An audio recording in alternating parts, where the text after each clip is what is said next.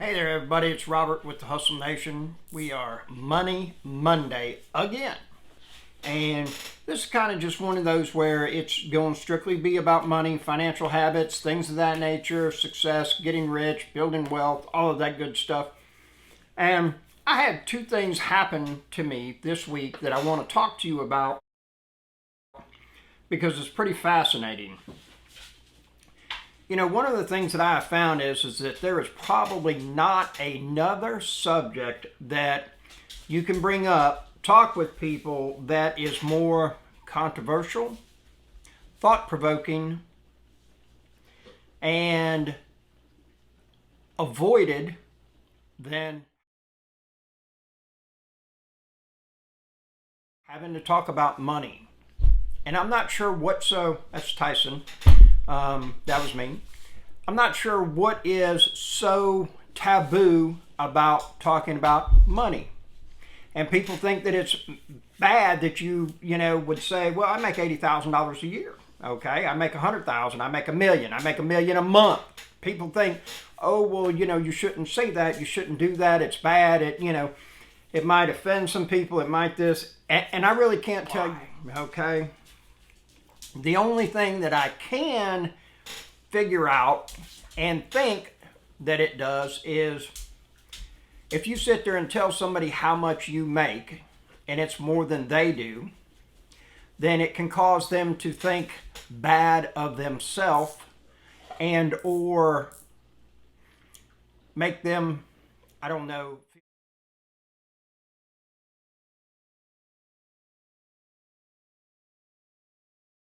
feel negative, depressed, whatever it is, because they're not doing the same.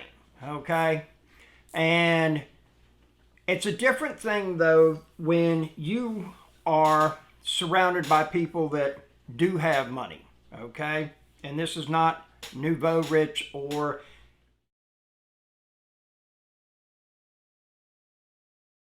family payroll money. This is people that made it. Okay?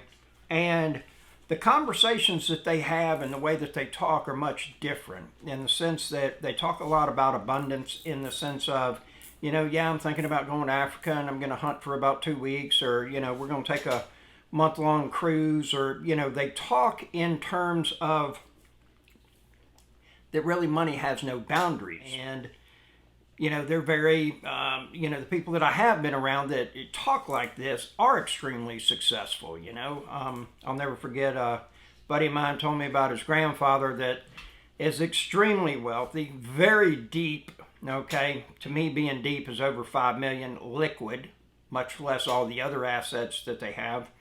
And, back in the this guy wrote a check for open heart surgery, and that was $380,000 at the time, back in the 80s. You can only imagine what that would go for today, okay?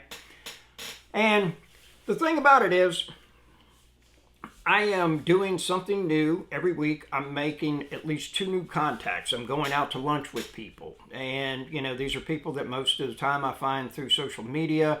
They're realtors, mortgage brokers, other owners, and I just go sit down and talk with them and find out what's going on and everything in their world, and see if there's a way that I might be able to figure out on how to help them as well. And this week I went to lunch with a young lady, and she what I consider to be successful real estate, seems to have a lot on the ball. Had her own brokerage in one area, is now an agent for another, moved halfway across the country and everything like that. And we got to talking, and she said, I really do want to get into rentals eventually one day. And, of course, I always ask, well, what prevents you from doing that? And, well, I'm just scared. And, I know somebody that, they told them they had to leave. And so that person opened up the door and all the windows in the house, middle of a snowstorm, and did $200,000 worth of damage to the house. And I'm like, yeah, that does happen.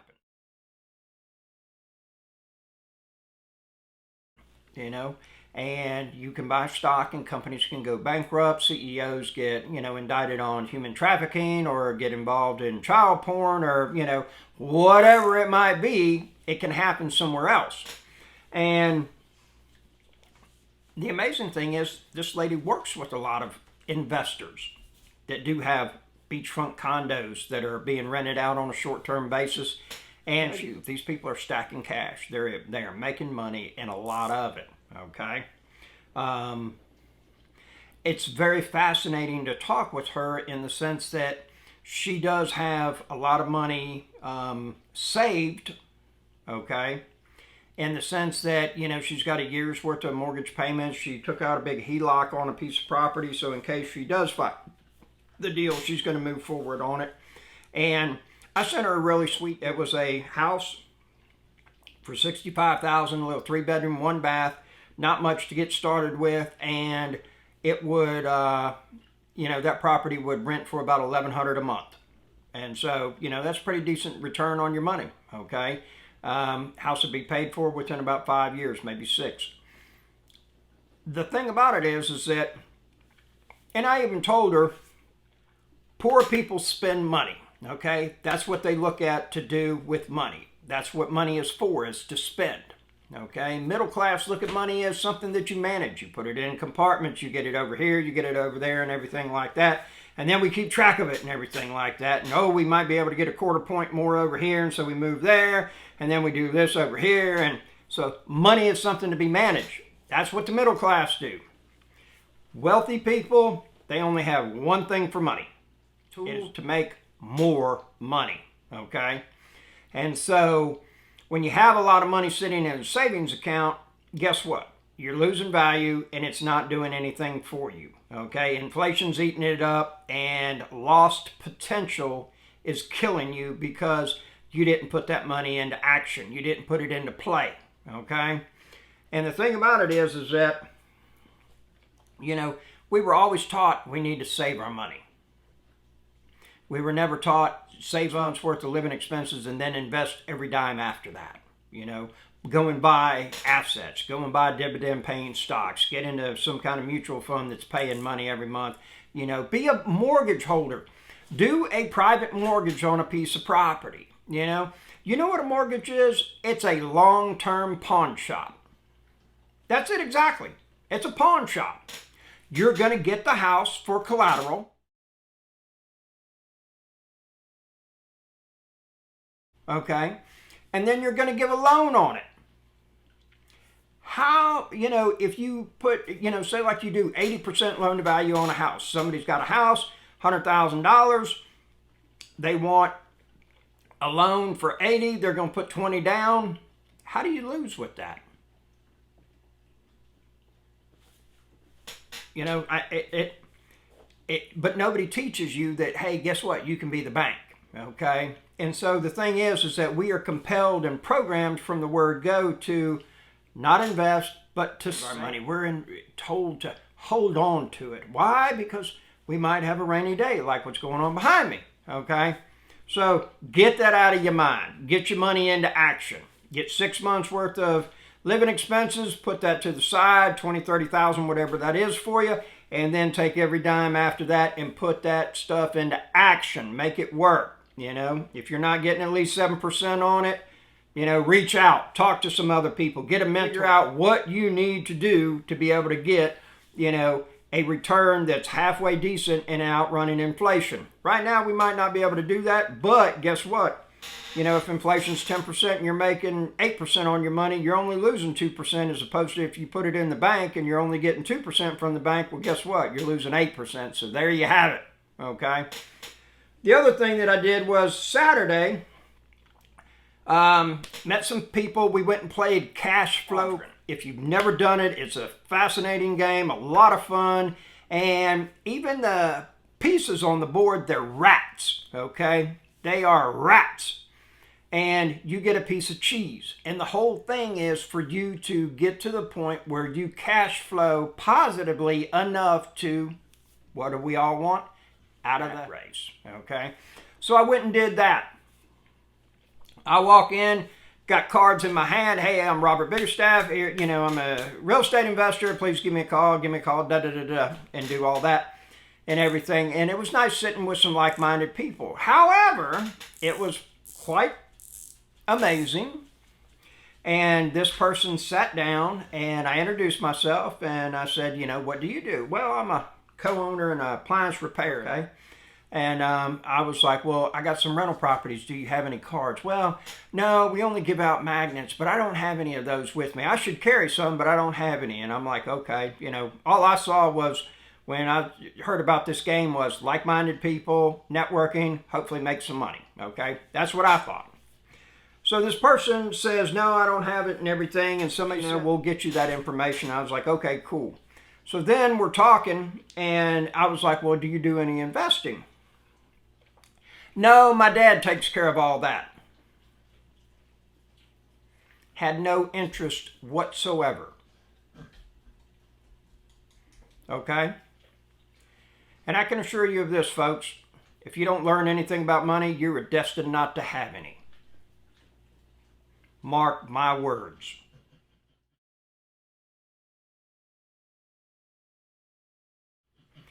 And I didn't win.